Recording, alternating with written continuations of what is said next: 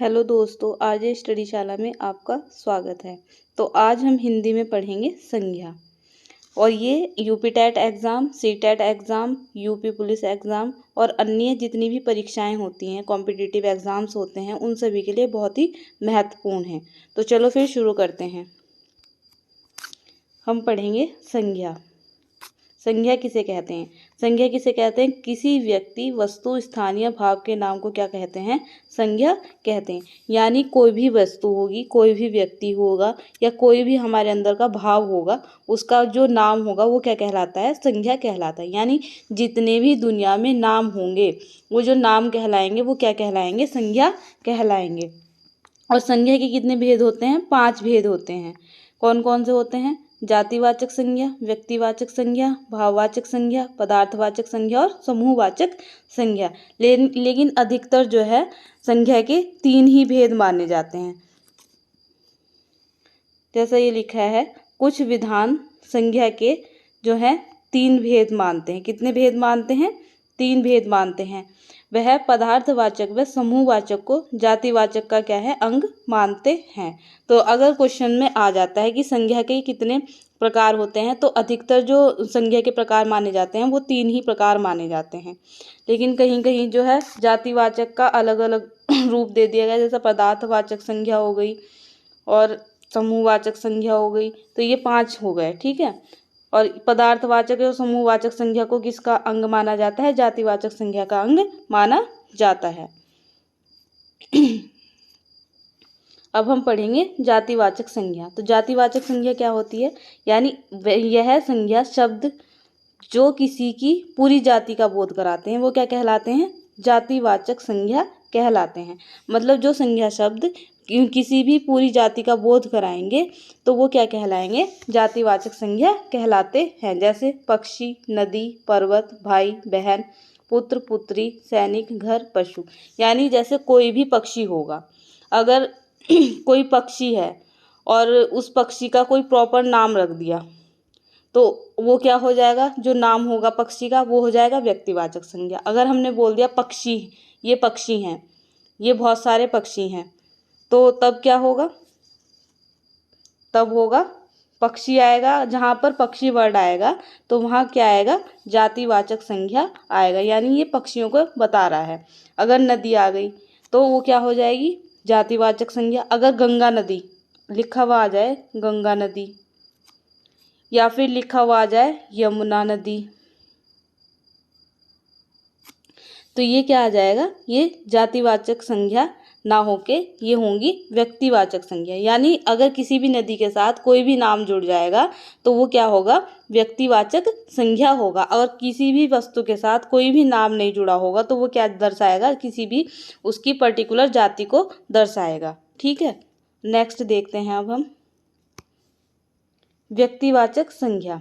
वे संज्ञा शब्द जो किसी खास नाम का बोध कराते हैं क्या कहलाते हैं? व्यक्तिवाचक संज्ञा कहलाते हैं। यानी ऐसी चीजें जो पहले से ही मौजूद हैं और किसी खास व्यक्ति का नाम की पहचान करा रहे हैं या नाम का बोध करा रहे हैं, वो क्या कहलाते हैं? व्यक्तिवाचक। यानी किसी का प्रॉपर जो है वो बोध करा रहे हैं तो वो क्या कहलाते हैं? व्यक्तिवाचक संज्ञा कहलाते हैं। जैसे गंगा नदी, अभी मैंने बताया था गंगा नदी हो गया, तो ये नदी का क्या नाम बता रहे हैं? गंगा।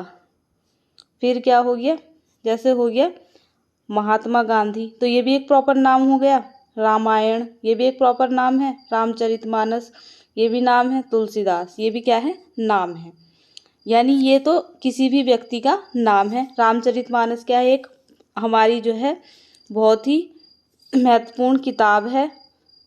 रामायण भी क्या है? एक किताब है, बहुत ही फेमस किताब है। यानी जिन पशु या पक्षी या फल इत्यादि की कोई वैज्ञानिक नस्ल होती है तो वह शब्द भले ही व्यक्तिवाचक हों लेकिन क्या आते हैं? वो जातिवाचक कहलाते हैं। यानी अगर कोई पशु होगा, पक्षी होगा या फल होगा, अगर उनकी कोई वैज्ञानिक नस्ल है लेकिन वो भले ही व्यक्तिवाचक हों लेकिन कहलाए किस में जाएंगे? जातिवाचक में कहलाए जाएंगे। अब हम जानते हैं भाववाचक संज्ञा। तो भाववाचक संज्ञा क्या होती है? जैसे भाव से हमें पता चल रहा है, यानी वे संज्ञा शब्द जो किसी व्यक्ति के अनुभव को दर्शाते हैं। यानी वे संज्ञा शब्द जो किसी भी व्यक्ति के भाव को दर्शाएंगे। भाव का मतलब एक्सप्रेशन को दर्शाएंगे, यानी उस व्यक्ति के अंदर किस तरह के भाव हैं। घृणा का भाव है, दया का भाव है, लालच का भाव है, प्रेम का भाव है या ईमानदारी का भाव है।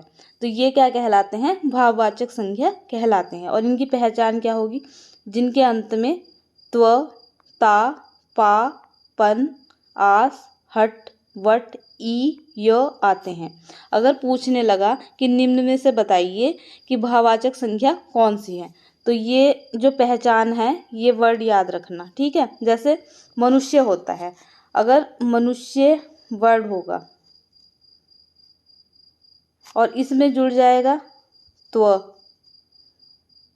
मनुष्यत्व, त्व जुड़ गया तो ये क्या हो गया, भाववाचक संज्ञा हो गया। जैसे मानव है, मानव, अब इसमें हम क्या ऐड कर देंगे, ता और ऐड कर देंगे तो क्या हो जाएगा, मानवता। तो ये कौन सा शब्द हो जाएगा, भाववाचक संज्ञा। जैसे बूढ़ा, क्या है, बूढ़ा,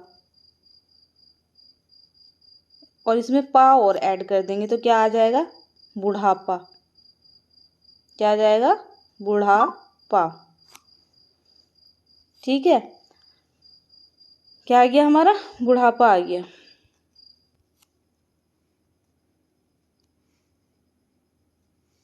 अब हम जानेंगे पदार्थवाचक संज्ञा। तो पदार्थ इसके नाम से पता चल रहा है, यानी पदार्थ की अवस्थाओं का बोध कराने वाले शब्द क्या कहलाते हैं, पदार्थवाचक संज्ञा कहलाते हैं। यानी पदार्थ की कितनी अवस्थाएं होती हैं, 3 अवस्थाएं होती हैं। एक तो होती है ठोस, द्रव और गैस। तो ठोस में क्या आएगा, मिट्टी और धातु, यानी जितनी भी ठोस वस्तुएं होंगी वो ठोस अवस्था में आएंगी।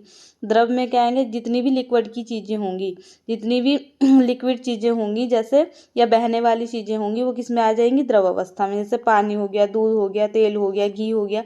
गैस में क्या आएगा, वायु और कपूर, यानी जो हवा में गैसें होती हैं, ठीक है। इतनी बात क्लियर हो गई। अब आते हैं समूहवाचक संज्ञा। जैसे इसके नाम से ही पता चल रहा है, समूह, क्या है ये, समूह है। यानी जब 2 या 2 से अधिक शामिल होने पर बहुत संख्या हो तो वो क्या कहलाता है, समूहवाचक संज्ञा कहलाता है। यानी या तो 2 वस्तुएं होंगी, या फिर 2 व्यक्ति होंगे, या फिर 2 चीजें होंगी, या फिर उनसे अधिक, यानी 2 से भी अधिक हो सकती है संख्या। तो उनका क्या हो गया, एक समूह हो गया, टोली हो गई, तो वो क्या कहलाएगी, समूहवाचक संज्ञा कहलाती है। जैसे व्यक्ति हो सकता है, 2 भी हो सकते हैं, 2 से ज़्यादा भी हो सकते हैं, सभा हो सकती है, समिति हो सकती है, परिवार हो सकता है। परिवार में भी क्या कहते हैं, परिवार जो है 3, 4 या 2 या 4 या 5 या 6 इंसानों से मिलकर ही बनता है। ग्रह हो गया, मंडली होगी, मंडली भी कई सारे इंसानों से मिलकर बनती है। जानवर का झुंड हो गया, वस्तु हो गई या दर्जन में हो गई। और संख्या का बदलना, अब पढ़ेंगे हम इसके बाद संख्या का बदलना। भाववाचक संज्ञा कब जातिवाचक में बदलेंगे, ये जानेंगे हम कि भाववाचक संज्ञा को जातिवाचक में कैसे बदलना है। बहुवचन नहीं बन सकता, बहुवचन बनेगा तो जातिवाचक बन जाएगा। अगर किसी भी संज्ञा का बहुवचन नहीं बनेगा तो वो तो भाववाचक रहेगा, लेकिन अगर हम उसका बहुवचन बनाएंगे तो वो किस में आ जाएगा, जातिवाचक संज्ञा में आ जाएगा। जैसे मनुष्य है, तो इसका बहुवचन क्या बनाएंगे हम, मनुष्यों। तो ये किस में आ जाएगा, जातिवाचक संज्ञा में आ जाएगा। अब जातिवाचक से व्यक्तिवाचक कैसे बनेंगी। चौहान ने तराइन की प्रथम लड़ाई जीती। तो चौहान क्या है, चौहान क्या है, पर्टिकुलर नाम है किसी तो ये क्या हो जाएगा, व्यक्तिवाचक। क्या हो जाएगा, व्यक्तिवाचक संज्ञा हो जाएगा। क्लियर। व्यक्तिवाचक का जातिवाचक में प्रयोग, यानी व्यक्ति का हम जातिवाचक में प्रयोग कैसे करेंगे। जैसे आज जयचंदों की कमी नहीं है, तो जयचंद क्या हो गया, इसमें जातिवाचक हो गया।